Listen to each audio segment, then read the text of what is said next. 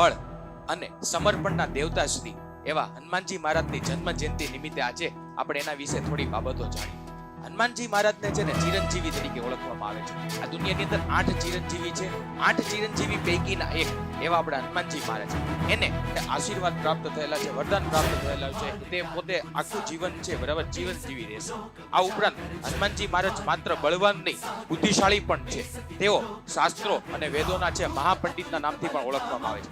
એકવાર એને પંચમુખી સ્વરૂપ ધારણ કરીને જગતમાંથી અંધકાર દૂર કરવાનું કાર્ય કર્યું હતું. 5 મુખ. પહેલું હનુમાનજી મહારાજનું, પછી છે બરાબર વરાહ અવતાર, નરસિંહ અવતાર, હરગ્રીવ અવતાર અને ગરુડ અવતાર છે. આ 5 અવતાર ધારણ કરીને જગતમાંથી છે અને અંધકાર દૂર કરવાનું કાર્ય કર્યું.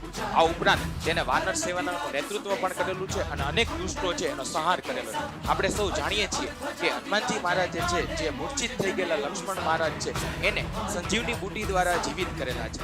આ ઉપરાંત એકવાર આપણે સૌ જાણીએ છીએ કે તે મહારાજ છે બરાબર પ્રભુ શ્રી રામના અનન્ય ભક્ત છે, શિરોમણી ભક્ત છે. એટલા માટે આજે આપણે કહી શકીએ કે જ્યાં ભગવાન શ્રી રામના નામનો જાપ થતો હોય ને ત્યાં હનુમાનજી મહારાજ છે ને હાજરા હજુર હોય છે.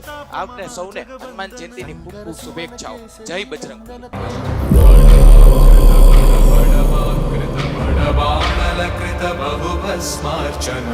जय केतन जय जय केतन जय हय प्रापुन जय विडतापुगने